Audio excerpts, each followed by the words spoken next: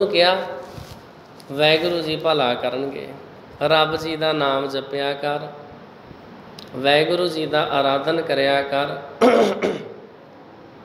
ਐਵੇਂ ਦਿਲ ਨਾ ਛੱਡਿਆ ਕਰ।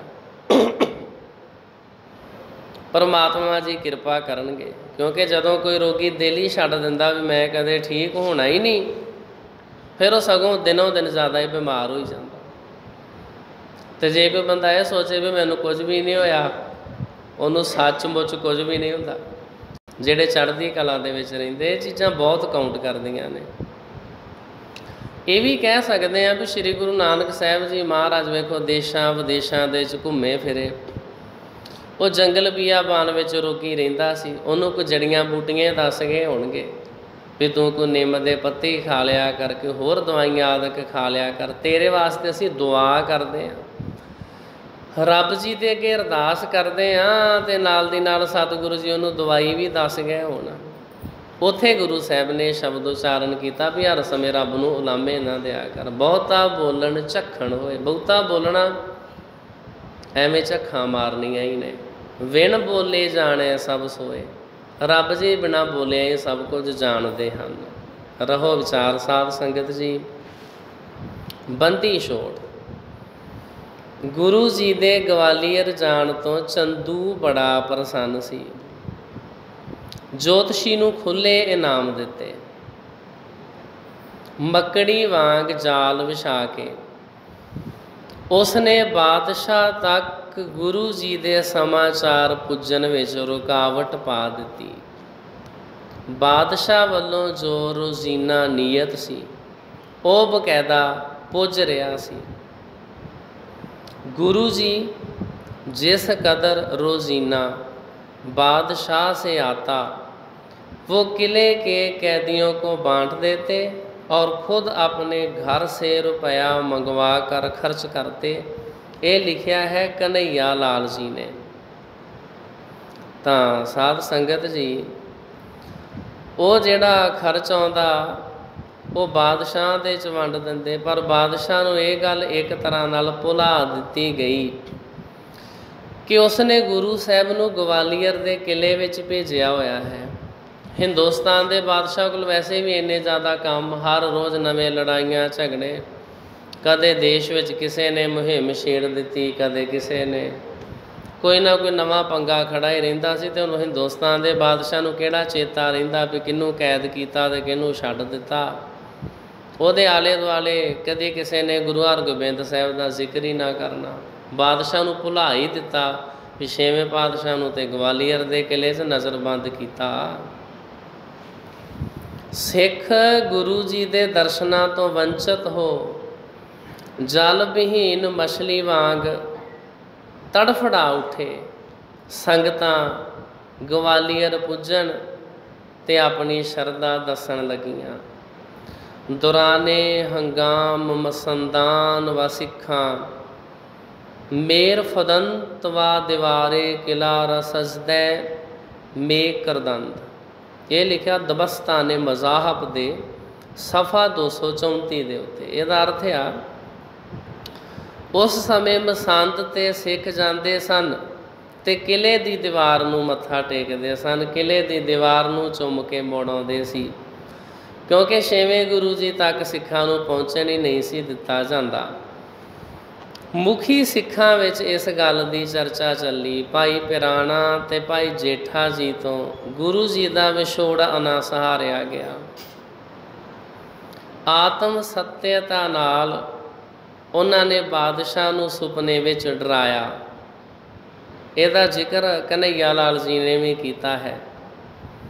गुरु जी का एक सिख जिसका नाम जेठा था शेर की शक्ल बनाकर बादशाह की ख्वाब में आया और याद दिलाया कि गुरु जी को किला ग्वालियर से मंगाए। ये कन्हैया लाल जी ने भी लिखा है। सूरज प्रकाश दे विच भी इसका जिक्र आया है। शेर सुपने तो बादशाह बड़ा व्याकुल होया। ਉਹਨੂੰ ਸਾਧ ਸੰਗਤ ਜੀ ਬਾਦਸ਼ਾਹ ਨੂੰ ਸੁਪਨਾ ਆਇਆ ਰਾਤ ਦੇ ਸਮੇਂ ਜਿਵੇਂ ਉਹਦੀ ਛਾਤੀ ਦੇ ਉੱਤੇ ਸ਼ੇਰ ਆਣ ਕੇ ਚੜ੍ਹਦਾ ਹੋਵੇ, ਉਹਨੂੰ ਖਾਣ ਨੂੰ ਪੈਂਦਾ ਹੋਵੇ। ਤੇ ਛੇਵੇਂ ਗੁਰੂ ਜੀ ਦਾ ਰੁਮਾਲ ਉਹ ਜਦੋਂ ਹਿਲਾਉਂਦਾ, ਅੱਗੇ ਕਰਦਾ, ਤੇ ਉਹ ਸ਼ੇਰ ਫਿਰ ਦੌੜ ਜਾਂਦਾ। ਸੁਪਨੇ ਦੇ ਰਾਹੀਂ ਸਿੱਖ ਨੇ ਚੇਤਾ ਕਰਵਾਇਆ ਵੀ ਗੁਰੂ ਸਾਹਿਬ ਜੀ ਨੂੰ ਤੇ ਤੂੰ ਗਵਾਲੀਅਰ ਦੇ ਕਿਲੇ ਵਿੱਚ ਕੈਦ ਕੀਤਾ ਹੋਇਆ ਵਾ। ਸ਼ੇਰ ਸੁਪਨੇ ਤੋਂ ਬਾਦਸ਼ਾਹ ਬੜਾ ਵਿਆਕੁਲ ਹੋਇਆ, ਪਰੰਤੂ ਚੰਦੂ ਤੇ ਉਸ ਦੇ ਸਾਥੀਆਂ ਨੇ ਇਸ ਤੋਂ ਵੀ ਲਾਭ ਉਠਾਇਆ ਤੇ ਬਾਦਸ਼ਾਹ ਨੂੰ ਕਿਹਾ ਕਿ ਨਜੂਮੀ ਨੇ ਜਿਹੜੀ ਤੁਹਾਨੂੰ ਗੱਲ ਦੱਸੀ ਸੀ ਉਹ ਠੀਕ ਹੈ। ਬਾਦਸ਼ਾਹ ਭਰਮੀ ਸੀ, ਤੁਹਾਡੇ ਤੇ ਅੱਜ ਕੱਲ੍ਹ ਮਾੜੇ ਗ੍ਰਹਿ ਆਏ ਹੋਏ ਹਨ। ਗੁਰੂ ਹਰਗੋਬਿੰਦ ਸਾਹਿਬ ਨੂੰ ਕੁਛ ਚਿਰ ਗਵਾਲੀਅਰ ਹੋਰ ਬੈਠੇ ਰਹਿਣ ਦੇਣਾ ਚਾਹੀਦਾ, ਜੋ ਉਹਨਾਂ ਦੇ ਜਪ ਨਾਲ ਤੁਹਾਡੀ ਬਲਾ ਟਲ ਜਾਏ। ਤੁਹਾਡੇ ਉੱਤੇ ਤੇ ਸਾੜ ਸਦੀ ਆਉਣ ਵਾਲੀ ਆ, ਤੇ ਜੇ ਗਵਾਲੀਅਰ ਦੇ ਕਿਲੇ ਵਿੱਚ ਬਹਿ ਕੇ ਛੇਵੇਂ ਗੁਰੂ ਜੀ ਤੁਹਾਡੀ ਰੱਖਿਆ ਵਾਸਤੇ ਜਾਪ ਕਰਨਗੇ ਤੇ ਬਾਦਸ਼ਾਹ ਜੀ ਇਹਦੇ ਵਿੱਚ ਚੰਗਾ ਵਾ। ਭਾਈ ਜੇਠੇ ਨੇ ਜਦ ਵੇਖਿਆ ਕਿ ਸ਼ੇਰ ਦੇ ਡਰ ਦੇ ਹੋਰ ਅਰਥ ਲੈ ਗਏ ਹਨ, ਤਦ ਉਹ ਹਕੀਮ ਬਣ ਕੇ ਬਾਦਸ਼ਾਹ ਪਾਸ ਪੁੱਜਾ। ਉਸ ਨੂੰ ਉਹਦੇ ਰੋਗ ਦੀ ਸਾਰੀ ਹਕੀਕਤ ਦੱਸੀ ਤੇ ਉਹਦਾ ਇਲਾਜ ਦੱਸਿਆ ਕਿ ਜੇ ਕਦੀ ਗੁਰੂ ਹਰਗੋਬਿੰਦ ਸਾਹਿਬ ਨੂੰ ਗਵਾਲੀਅਰ ਤੋਂ ਛੇਤੀ ਨਾ ਸੱਦਿਆ ਗਿਆ ਤਦ ਤੁਹਾਡੀ ਜਾਨ ਦੀ ਖੈਰ ਨਹੀਂ। ਇਹ ਗੱਲ ਸੁਣ ਬਾਦਸ਼ਾਹ ਦੇ ਦਿਲ ਲੱਗੀ ਤੇ ਵਜ਼ੀਰ ਖਾਨ ਨੂੰ, ਜੋ ਗੁਰੂ ਸਾਹਿਬ ਦਾ ਸ਼ਰਧਾਲੂ ਤੇ ਬਾਦਸ਼ਾਹ ਦਾ ਵਜ਼ੀਰ ਸੀ, ਸੱਦ ਕੇ ਗੁਰੂ ਸਾਹਿਬ ਪਾਸ ਭੇਜਿਆ। ਇਸ ਨੇ ਬੇਨਤੀ ਕੀਤੀ ਕਿ ਬਾਦਸ਼ਾਹ ਆਪ ਦੇ ਦਰਸ਼ਨਾਂ ਦੀ ਤਾਂਘ ਕਰ ਰਿਹਾ ਹੈ। ਛੇਵੇਂ ਗੁਰੂ ਜੀ ਨੂੰ ਬੇਨਤੀ ਕੀਤੀ, ਕਿਰਪਾ ਕਰੋ ਤੇ ਦਰਸ਼ਨ ਦੇਵੋ। ਉੱਤਰ ਦੇ ਵਿੱਚ ਛੇਵੇਂ ਗੁਰੂ ਜੀ ਨੇ ਬਚਨ ਕੀਤਾ, ਗੁਰੂ ਕਹਿਓ ਇਸ ਥਾਨ ਸੁਖਾਰੈ, ਏਕਲ ਸਿਮਰੈ ਸਿਰਜਨਹਾਰੈ। ਛੇਵੇਂ ਗੁਰੂ ਜੀ ਨੇ ਕਿਹਾ ਅਸੀਂ ਨਹੀਂ ਆਉਣਾ, ਅਸੀਂ ਇੱਥੇ ਸੌਖੇ ਹਾਂ, ਅਸੀਂ ਇੱਥੇ ਆਨੰਦ ਦੇ ਵਿੱਚ ਹਾਂ, ਇੱਥੇ ਅਸੀਂ ਇਕੱਲੇ ਰਹਿੰਦੇ ਹਾਂ, ਰਹਿ ਕੇ ਪ੍ਰਭੂ ਜੀ ਦਾ ਸਿਮਰਨ ਕਰਦੇ ਹਾਂ, ਇੱਥੇ ਹੀ ਸਾਨੂੰ ਚੰਗਾ। ਗੁਰੂ ਕਹਿਓ ਇਸ ਥਾਨ ਸੁਖਾਰੈ, ਏਕਲ ਸਿਮਰੈ ਸਿਰਜਨਹਾਰੈ। ਹਮ ਜਬ ਕੇ ਇਸ ਦੁਰਗ ਪ੍ਰਵੇਸ਼ੇ, ਨ੍ਰਿਪ ਕੈਦੀ ਸੁਖ ਪਾਏ ਵਿਸ਼ੇਸ਼ੇ। ਜਦੋਂ ਦੇ ਅਸੀਂ ਇਸ ਕਿਲੇ ਦੇ ਵਿੱਚ ਪ੍ਰਵੇਸ਼ ਕੀਤਾ ਵਾ, ਇੱਥੇ ਇਕਾਂਤ ਵਿੱਚ ਬੈਠੇ ਵਾਹਿਗੁਰੂ ਚਿੰਤਨ ਕਰ ਰਹੇ ਹਾਂ। ਜਦ ਤੋਂ ਅਸੀਂ ਇੱਥੇ ਆਏ ਹਾਂ, ਇੱਥੇ ਦੇ ਕੈਦੀ ਰਾਜਿਆਂ ਦੇ ਕਸ਼ਟ ਘਟ ਗਏ ਨੇ, ਇਸ ਕਰਕੇ ਅਸੀਂ ਸੁਖੀ ਹਾਂ। ਗੁਰੂ ਜੀ ਦਾ ਇਹ ਉੱਤਰ ਸੁਣ ਕੇ ਵਜ਼ੀਰ ਖਾਂ ਵਾਪਸ ਆਇਆ ਤੇ ਬਾਦਸ਼ਾਹ ਨੂੰ ਸਾਰੀ ਹਕੀਕਤ ਦੱਸੀ। ਬਾਦਸ਼ਾਹ ਆਪਣੀ ਪੀੜਾ ਦੇ ਹੱਥੋਂ ਵਿਆਕੁਲ ਸੀ, ਉਹਦੇ ਲਈ ਕੁਝ ਦਿਨ ਹੋਰ ਠਹਿਰਨਾ ਕਠਿਨ ਸੀ। ਵਜ਼ੀਰ ਖਾਨ ਨੂੰ ਦੂਜੀ ਵੇਰ ਫੇਰ ਭੇਜਿਆ। ਗਵਾਲੀਅਰ ਦੇ ਕਿਲੇ ਦੇ ਕੈਦੀਆਂ ਨੂੰ ਪਤਾ ਲੱਗਾ ਕਿ ਬਾਦਸ਼ਾਹ ਸਤਿਗੁਰੂ ਜੀ ਨੂੰ ਸੱਦ ਰਿਹਾ ਹੈ। ਇਸ ਖਬਰ ਤੋਂ ਚਿੰਤਾ ਤੁਰ ਔਰ ਵਿਆਕੁਲ ਹੋਏ, ਸ਼ੋਰ ਧੀਰ ਮਨ ਸ਼ੋਕ ਪਰੋਏ। ਹੋਏ ਇਕੱਤਰ ਸਗਰੇ ਚਲ ਆਏ, ਕਰ ਦਰਸ਼ਨ ਪਾਇਨ ਲਪਟਾਏ। ਗਵਾਲੀਅਰ ਦੇ ਕਿਲੇ ਦੇ ਜਿਹੜੇ ਕੈਦੀ ਸੀ, ਜਦੋਂ ਉਹਨਾਂ ਨੂੰ ਪਤਾ ਲੱਗਾ ਵੀ ਛੇਵੇਂ ਗੁਰੂ ਜੀ ਨੂੰ ਇੱਥੋਂ ਰਿਹਾ ਕਰਨ ਦੀ ਗੱਲ ਚੱਲ ਰਹੀ ਆ, ਗਵਾਲੀਅਰ ਦੇ ਕਿਲੇ 'ਚੋਂ ਛੇਵੇਂ ਗੁਰੂ ਜੀ ਚਲੇ ਜਾਣਗੇ। ਜਿਹੜੇ ਉੱਥੇ ਸਾਧ ਸੰਗਤ ਜੀ ਰਾਜੇ ਸੀ, ਉਹਨਾਂ ਨੂੰ ਬੜੀ ਚਿੰਤਾ ਹੋਈ ਕਿ ਗੁਰੂ ਸਾਹਿਬ ਜੀ ਜੇ ਤੁਸੀਂ ਚਲੇ ਗਏ ਤਾਂ ਤੁਹਾਡੇ ਤੋਂ ਪਿੱਛੋਂ ਅਸੀਂ ਕਿਵੇਂ ਕਰਾਂਗੇ। ਬੜੀ ਉਹਨਾਂ ਨੂੰ ਚਿੰਤਾ ਹੋਈ, ਬੜੇ ਵਿਆਕੁਲ ਹੋਏ, ਮਨ ਨੂੰ ਕੋਈ ਧੀਰਜ ਨਾ ਰਹੀ, ਬੜੇ ਦੁਖੀ ਹੋਏ। ਤੇ ਸਾਰੇ ਇਕੱਠੇ ਹੋ ਕੇ ਆਏ ਤੇ ਗੁਰੂ ਸਾਹਿਬ ਦੇ ਦਰਸ਼ਨ ਕੀਤੇ ਤੇ ਸਤਿਗੁਰੂ ਜੀ ਦੇ ਆਣ ਕੇ ਚਰਨਾਂ ਨੂੰ ਲਿਪਟ ਗਏ। ਦੋਏ ਕਰ ਜੋਰ ਅਗਾਰੀ ਖਰੋ, दोवें हथ जोड़ के गुरु साहब के अगे खलोते। नंबर होए इन सिर धर धरे, बड़ी निमरता दे विच धरती दे उत्ते नमस्कारां कीतियां। दीन बचन के गियावत कोई, बड़े निमरता दे सहित बेनती कीती गुरु साहब दे अगे। श्री गुर तुम ते बड़ो ना कोई, सतगुरु जी तुहाडे तो वड्डा ते होर कोई नहीं। को हमको अब आन छुटावै, सतगुरु जी तुहाडे तो बिना सानू इथों छडावेगा कौन। रक्षक तुम बिन अवर न पावै, सतगुरु जी तुहाडे तो बिना साडी कौन रखिया करेगा। सतगुरु जी ने कैदी राजियां दी बेनती सुन के उन्हां नूं धीरज दिता ते फरमाया कि चिंता ना करो, असीं जे जावांगे तां तुहानूं नाल लैके चलांगे। तुसीं वाहिगुरू दा सिमरन करो, क्योंकि ओही सुखां दा रास ते बंध खलास करन वाला है। वज़ीर खां निराश हो के फिर दिल्ली आया। मियाँ मीर फकीर लाहौर तो दिल्ली पुज चुका सी ते उसने बादशाह की इस लापरवाही बाबत चंगे कन खिंचे हुए सन। सूरज प्रकाश में कथा काफ़ी डिटेल च आई आ। वज़ीर खान नूं खाली मुड़िया वेख के बादशाह ने तीजी वेर भेजिया ते बेनती की कि गुरु जी नूं इस वेर नाल लियावे। वज़ीर खान ने बादशाह वालों निमरता सहित अरदास की। उत्तर विच छेवें गुरु जी ने बचन किया, श्री हर गोविंद सुनत वखाना। गुरु साहब ने बचन किया, अटक परी एक कठन महाना। ग्वालियर के किले विचों आउण ते सानू एक अटक पै गई, एक मुश्किल आ गई आ। जब हम प्रविशे दुर्ग मजारी, भयो कैदियन को सुख पारी। जदों असीं किले दे विच गए सां उदों कैदियां नूं बड़ा सुख होया। खान पान ते भए सुखारे, छुटन भरोसा मन मह तारे। और राजियां दा खाना पीना भी चंगा हो गया। छुटन भरोसा, नाले भरोसा बन के बह गए भी छेवें गुरु जी सानू भी छुड़ा लैणगे कैद चों। अब सुन लीनो शाहकारे, परे शरण बहु बिनय उचारे। हुण जदों दा राजियां नूं पता लग्या भी छेवें गुरु जी चले जाणगे, उन्होंने साड़ी शरण दे विच आण के बेनती की आ, रावर बिना ना हम गत काई।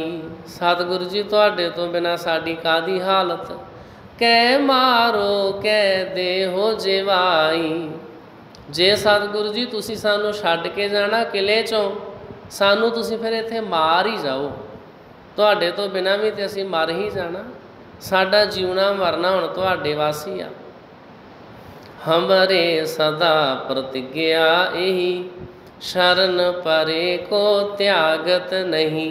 ते गुरु घर दी प्रतिज्ञा रही आ, जिहड़ा गुरु दी शरण विच आ जावे वो कदे निराशा नहीं जाता। असीं इन्हां राजियां विचारिਆਂ नूं रोंदिਆਂ करलाउंदिਆਂ किदां छड्ड के किले चों बाहर आ जाइए। गुरु जी ने कहा हुण बड़ी कठिनता बन गई आ, किले दे कैदी राजे साड़ी शरण आ गए हैं। साड़ी सदा तो यह प्रतिज्ञा रही है कि शरण पै नूं नहीं छड्डना। सो जो इस किले विच असीं बाहर आवांगे तो उस हालत विच जद के इन्हां नूं साथ लै चलांगे। वज़ीर खां तीजी बार फिर वापस आ गया तो बादशाह नूं कहा कि जद तक कैदी राजे ना छड्डे जाण गुरु जी किले विचों बाहर नहीं आउणगे। वज़ीर खां सोचां विच पै गया। एक पासे इस गल का डर सी कि जे सारे कैदी राजे छड्ड दिते तद संभव है कि ये बाहर आण के राज विद्रोह कर देण। दूजे पासे अपनी जान दे लाले पै रहे सन। वज़ीर खां नूं कहण लगा कि जे कदी हिंदू राजे जुर्माने वजों कुछ रकम दे देण तद छड्डे जा सकदे ने। ਵਜ਼ੀਰ ਖਾਨ ਨੇ ਸਮਝਾਇਆ ਕਿ ਹੁਣ ਉਹਨਾਂ ਰਾਜਿਆਂ ਨੂੰ ਛੱਡਣਾ ਹੀ ਬਣੇਗਾ। ਮੀਆਂ ਮੀਰ ਫਕੀਰ ਨੇ ਵੀ ਜਹਾਂਗੀਰ ਨੂੰ ਇਸ ਅਗਿਆਤ ਪੁਣੇ ਤੋਂ ਸੁਚੇਤ ਕੀਤਾ। ਬਾਦਸ਼ਾਹ ਭੈ ਭੀਤ ਤਾਂ ਸੀ ਹੀ। ਮੀਆਂ ਮੀਰ ਦੀ ਜ਼ੁਬਾਨੀ ਇਹ ਗੱਲ ਸੁਣ ਕੇ ਗੁਰੂ ਜੀ ਦੇ ਗਵਾਲੀਅਰ ਤੋਂ ਸਦਵਾਣ ਲਈ ਹੋਰ ਛੇਤੀ ਕਰਨ ਲੱਗਾ। ਗੁਰੂ ਜੀ ਕੈਦੀ ਰਾਜਿਆਂ ਨੂੰ ਛਡਾਉਣ ਦੀ ਗੱਲ ਤੋਂ ਬਾਦਸ਼ਾਹ ਤਰਬਕਿਆ। ਸਾਰੇ ਰਾਜੇ ਛੱਡਣ ਤੋਂ ਨਾ ਵੀ ਨਹੀਂ ਕਰ ਸਕਦਾ ਸੀ। ਕੰਨ ਕਤਰਾਉਣ ਦੀ ਸਬੀਲ ਇਹ ਕੱਢੀ ਤੇ ਕਹਿ ਭੇਜਿਆ ਕਿ ਕਿਲੇ ਵਿੱਚੋਂ ਜਿੰਨੇ ਰਾਜੇ ਗੁਰੂ ਜੀ ਦਾ ਪੱਲਾ ਫੜ ਸਕਣ ਉਹ ਛੱਡ ਦਿੱਤੇ ਜਾਣ। ਜਦ ਇਹ ਖਬਰ ਕਿਲੇ ਦੇ ਕਾਰਦਾਰਾਂ ਪਾਸ ਪੁੱਜੀ ਜਿਹੜੇ ਉੱਥੇ ਕੰਮ ਕਰਦੇ ਸੀ, ਤਦ ਗੁਰੂ ਜੀ ਨੇ ਆਪਣੇ ਗਲੇ ਪਹਿਨਣ ਦਾ ਇੱਕ ਜਾਮਾ ਸਿਲਵਾਇਆ ਜਿਸ ਦੇ 52 ਪੱਲੇ ਸਨ। ਇਹ ਪਹਿਨ ਕੇ ਬਾਹਰ ਨਿਕਲੇ। ਨਾਲ ਹੀ ਸਾਰੇ ਹਿੰਦੂ ਰਾਜੇ ਗੁਰੂ ਜੀ ਦਾ ਪੱਲਾ ਫੜ ਕੇ ਬਾਹਰ ਨਿਕਲ ਆਏ। ਉਸ ਦਿਨ ਤੋਂ ਮੀਰੀ ਪੀਰੀ ਦੇ ਮਾਲਕ ਸ਼੍ਰੀ ਗੁਰੂ ਹਰਗੋਬਿੰਦ ਸਾਹਿਬ ਦਾ ਨਾਮ ਬੰਦੀ ਛੋੜ ਪੈ ਗਿਆ। ਇਹ ਸਤਿਗੁਰੂ ਜੀ ਜਿਹੜੇ ਬੰਦੀ ਦੇ ਵਿੱਚ ਪਏ ਹੋਏ ਨੇ, ਜਿਹੜੇ ਬੰਧਨਾਂ ਦੇ ਵਿੱਚ ਪਏ ਹੋਏ ਨੇ, ਸਤਿਗੁਰੂ ਜੀ ਉਹਨਾਂ ਨੂੰ ਛੁਡਾ ਦਿੰਦੇ ਨੇ। ਸ਼੍ਰੀ ਗੁਰੂ ਹਰਗੋਬਿੰਦ ਸਾਹਿਬ ਜੀ ਮਹਾਰਾਜ ਨੇ ਉਹਨਾਂ ਰਾਜਿਆਂ ਨੂੰ ਰਿਹਾ ਕਰਵਾਇਆ। ਉਹਨਾਂ ਰਾਜਿਆਂ ਨੇ ਬੇਨਤੀ ਕੀਤੀ, ਸੱਚੇ ਪਾਤਸ਼ਾਹ ਜੀ ਤੁਸੀਂ ਸਾਨੂੰ ਰਿਹਾ ਤਾਂ ਕਰਵਾ ਦਿੱਤਾ ਹੈ, ਪਰ ਆਪ ਜੀ ਹੁਣ ਕਿਰਪਾ ਕਰਕੇ ਇਹ ਦੱਸੋ ਅਸੀਂ ਰਿਹਾ ਹੋ ਕੇ ਕਿਲੇ ਦੇ ਵਿੱਚੋਂ ਬਾਹਰ ਜਾ ਕੇ ਅਸੀਂ ਗੁਰੂ ਸਾਹਿਬ ਜੀ ਕਰਾਂਗੇ ਕੀ? ਅਸੀਂ ਕੋਈ ਕੰਮ ਤੇ ਸਿੱਖਿਆ ਹੈ ਨਹੀਂ, ਅਸੀਂ ਤੇ ਰਾਜੇ ਮਹਾਰਾਜੇ ਹਾਂ। ਹੁਣ ਗੁਰੂ ਸਾਹਿਬ ਜੀ ਸਾਨੂੰ ਸਾਡੀਆਂ ਰਿਆਸਤਾਂ ਵੀ ਵਾਪਸ ਦਿਵਾਓ। ਸ਼੍ਰੀ ਗੁਰੂ ਹਰਗੋਬਿੰਦ ਸਾਹਿਬ ਜੀ ਮਹਾਰਾਜ ਜੀ ਨੇ ਬਾਦਸ਼ਾਹ ਨੂੰ ਸਮਝਾਇਆ, ਅਸੀਂ ਤੈਨੂੰ ਇਸ ਗੱਲ ਦਾ ਯਕੀਨ ਦਿਵਾਉਂਦੇ ਹਾਂ, ਅਸੀਂ ਤੈਨੂੰ ਇਸ ਗੱਲ ਦਾ ਭਰੋਸਾ ਦਿਵਾਉਂਦੇ ਹਾਂ ਵੀ ਇਹ ਜਿੰਨੇ ਵੀ ਰਾਜੇ ਨੇ ਇਹ ਵਿਦਰੋਹ ਨਹੀਂ ਕਰਨਗੇ, ਇਹ ਤੇਰੇ ਨਾਲ ਕਿਸੇ ਪ੍ਰਕਾਰ ਦਾ ਕੋਈ ਜੰਗ ਨਹੀਂ ਕਰਨਗੇ, ਇਹ ਤੇਰੀ ਸਹਿਮਤੀ ਦੇ ਵਿੱਚ ਚੱਲਣਗੇ। ਤਾਂ ਕਰਕੇ ਇਹਨਾਂ ਹਿੰਦੂ ਪਹਾੜੀ ਰਾਜਿਆਂ ਨੂੰ ਇਹਨਾਂ ਦੇ ਰਾਜ ਭਾਗ, ਇਹਨਾਂ ਦੀਆਂ ਰਿਆਸਤਾਂ ਵਾਪਸ ਦੇ ਦਿੱਤੀਆਂ ਜਾਣ। ਛੇਵੇਂ ਗੁਰੂ ਜੀ ਨੇ ਉਹਨਾਂ ਰਾਜਿਆਂ ਦੀਆਂ ਰਿਆਸਤਾਂ ਇਹਨਾਂ ਨੂੰ ਵਾਪਸ ਦਿਵਾ ਦਿੱਤੀਆਂ। ਇਹ ਰਾਜੇ ਖੁਸ਼ੀ ਖੁਸ਼ੀ ਆਪਣੇ ਪਰਿਵਾਰਾਂ ਵਿੱਚ ਆਪਣੀਆਂ ਰਾਣੀਆਂ, ਰਾਜਕੁਮਾਰਾਂ, ਆਪਣੇ ਬੱਚਿਆਂ ਦੇ ਵਿੱਚ ਰਹਿਣ ਲੱਗੇ, ਰਾਜ ਭਾਗ ਦੇ ਸੁੱਖ ਮਾਣਨ ਲੱਗੇ। ਛੇਵੇਂ ਗੁਰੂ ਸਾਹਿਬ ਜੀ ਨੇ ਵੇਖੋ ਕਿੰਨਾ ਵੱਡਾ ਪਰਉਪਕਾਰ ਕੀਤਾ। ਨਹੀਂ ਤੇ ਇਹ 52 ਦੇ 52 ਰਾਜੇ ਹੌਲੀ ਹੌਲੀ ਕਰਕੇ ਗਵਾਲੀਅਰ ਦੇ ਕਿਲੇ ਵਿੱਚ, ਕਿਉਂਕਿ ਇਹਨਾਂ ਨੂੰ ਭੋਜਨ ਵਿੱਚ ਥੋੜ੍ਹਾ ਥੋੜ੍ਹਾ ਜ਼ਹਿਰ ਦਿੱਤਾ ਜਾਂਦਾ ਸੀ, ਇਹਨਾਂ ਨੇ ਕਿਲੇ ਦੇ ਵਿੱਚ ਹੀ ਮਰ ਜਾਣਾ ਸੀ। ਛੇਵੇਂ ਗੁਰੂ ਸਾਹਿਬ ਜੀ ਨੇ ਤੇ ਇਹਨਾਂ ਨੂੰ ਛੁਡਾਇਆ। ਲਓ ਸਾਧ ਸੰਗਤ ਜੀ, ਸਮਾਂ ਬਦਲਿਆ। ਇਹ ਲੋਕੀ ਐਸੇ ਇਹਨਾਂ ਦੇ ਫਿਰ ਅੱਗੇ ਜਿਹੜੀ ਔਲਾਦ ਹੋਈ ਇਹੋ ਜਿਹੇ ਅਕਿਰਤ ਘਣ ਨਿਕਲੇ, ਇਹੋ ਜਿਹੇ ਪਾਪੀ ਨਿਕਲੇ ਵੀ ਸ਼੍ਰੀ ਗੁਰੂ ਹਰਗੋਬਿੰਦ ਸਾਹਿਬ ਜੀ ਮਹਾਰਾਜ ਦਾ ਜਦੋਂ ਸਾਧ ਸੰਗਤ ਜੀ ਉੱਧਰ ਪੋਤਰਾ ਗੁਰੂ ਗੋਬਿੰਦ ਸਿੰਘ, ਜਦੋਂ ਉਹਨਾਂ ਨੇ ਦੂਨ ਦੇ ਇਲਾਕੇ ਵਿੱਚ ਸ਼੍ਰੀ ਅਨੰਦਪੁਰ ਸਾਹਿਬ ਨਗਰ ਵਸਾਇਆ, ਇਹਨਾਂ ਰਾਜਿਆਂ ਦੇ ਹੀ ਅੱਗੇ ਬੱਚਿਆਂ ਨੇ ਗੁਰੂ ਗੋਬਿੰਦ ਸਿੰਘ ਜੀ ਮਹਾਰਾਜ ਦੇ ਗੁਰੂ ਗੋਬਿੰਦ ਸਿੰਘ ਜੀ ਮਹਾਰਾਜ ਨੂੰ ਸਿੱਖਾਂ ਦੇ ਸਮੇਤ ਕਿਲੇ ਵਿੱਚ ਕੈਦ ਕਰ ਲਿਆ। ਇਹਨਾਂ ਨੇ ਜ਼ਰਾ ਨਾ ਜਾਣਿਆ ਵੀ ਇਹਨਾਂ ਦੇ ਗੁਰੂ ਗੋਬਿੰਦ ਸਿੰਘ ਜੀ ਮਹਾਰਾਜ ਦੇ ਦਾਦੇ ਨੇ ਸਾਡੇ ਉੱਤੇ ਕਿੰਨਾ ਵੱਡਾ ਪਰਉਪਕਾਰ ਕੀਤਾ। ਜੇ ਗੁਰੂ ਸਾਹਿਬ ਜੀ ਨਾ ਪਰਉਪਕਾਰ ਕਰਦੇ ਤੇ ਅੱਜ ਅਸੀਂ ਹੁੰਦੇ ਹੀ ਨਾ। ਪਰ ਇਹ ਲੋਕੀ ਐਸੇ ਅਕਿਰਤ ਘਣ ਨੇ ਕਿ ਕਿਸੇ ਦੀ ਕੀਤੀ ਨੂੰ ਨਹੀਂ ਜਾਣਦੇ। ਜਿੰਨੇ ਵੀ ਇਹਨਾਂ ਦਾ ਭਲਾ ਕੀਤਾ ਤੇ ਸਾਧ ਸੰਗਤ ਜੀ ਕੋਈ ਐਸੇ ਨੇ ਵੀ ਇਹ ਉਲਟਾ ਤੇ ਪੁੱਠਾ ਹੀ ਸੋਚਦੇ ਰਹੇ ਨੇ। ਸ਼੍ਰੀ ਗੁਰੂ ਤੇਗ ਬਹਾਦਰ ਸਾਹਿਬ ਜੀ ਮਹਾਰਾਜ ਨੇ ਤਾਂ ਹਿੰਦੂ ਧਰਮ ਦੀ ਰੱਖਿਆ ਦੇ ਵਾਸਤੇ ਆਪਣੇ ਸੀਸ ਦਾ ਬਲਿਦਾਨ ਦੇ ਦਿੱਤਾ। ਦਿੱਲੀ ਦੇ ਚਾਂਦਨੀ ਚੌਂਕ ਦੇ ਵਿੱਚ ਇਹਨਾਂ ਲੋਕਾਂ ਨੇ ਕੀ ਕੀਤਾ, 1984 ਦੇ ਨਵੰਬਰ ਮਹੀਨੇ ਵਿੱਚ 1984 ਦੇ ਵਿੱਚ 9ਵੇਂ ਗੁਰੂ ਸਾਹਿਬ ਜੀ ਦੇ ਗੁਰਦੁਆਰੇ ਨੂੰ ਅੱਗ ਲਾ ਦਿੱਤੀ। भी नौवें गुरु जी तो तुहाडे वास्ते अपना सीस कटाउंदे पए ने ते तुसीं उन्हां दे गुरुद्वारे नूं अग लाउंदे पए हो। तुसीं ते गुरु साहिब जी का शुकराना कर ही नहीं सकते। इस तरह लोकी किरतकण हो जाते रहे, पर गुरु साहिब जी महाराज सदा परोपकार ही करते रहे। कबीर संत ना छाड़े संतई, जिहड़ा रब दा प्यारा ना वो अपना भला करन दा सुभाअ नहीं छड्डदा। उन्हें भला करी जाना भावें लोकी उहदा बुरा करी जाण। कबीर संत ना छाड़े संतई, संतताई अपना सुभाअ। जो कोटक मिले असंत, भावें करोड़ां ही भैड़े लोकी मिले जाण, रब दा प्यारा जिउंदा त्यों अपने स्टैंड ते कायम रहिंदा भी मैं नहीं किसी का बुरा करना, है करदे ते करी जाण। संतई का मतलब है संतताई, संत वाला सुभाअ, चंगे गुण नहीं रब दा प्यारा छड्डदा।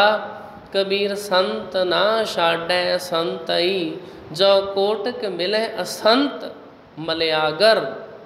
मलियागर का अर्थ हुंदा जी चंदन।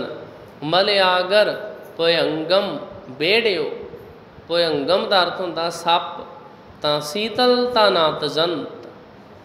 जिवें जेड़ा चंदन का रुख आ उहदा सुभाअ ठंडे रहना ते शांत रहना, वो चंदन का रुख शांत रहिंदा। बेशक जहर दे नाल भरे हुए सप उन्होंने आण के लिपट जाते हैं, क्योंकि सप्पां विच जिहड़ी जहर आ उन्होंने अंदरों साड़दी आ, ते वो ठंडे होने वास्ते अपने आप को ठंडक पहुँचाने वास्ते आण के चंदन नूं लिपट जाते हैं, ते चंदन उन्होंने भी ठंडक दिंदा। रब दे प्यारिਆਂ ਦਾ ऐसा सुभाअ हुंदा। श्री गुरु हरगोबिंद साहिब जी महाराज ग्वालियर के किले विचों रिहा होए, उन्हां राजिਆਂ ਨੂੰ अपने नाल लैके आए। किवें साध संगत जी श्री ਅੰਮ੍ਰਿਤਸਰ साहिब विखे पहुँचे, ये कथा विचारां आप संगतां कल नूं सरवण करोगे। अज दे वक्त इतनियां बेनतियां प्रवान करनियां जी, होइयां भुल्लां गलतियां दी मुआफ़ी।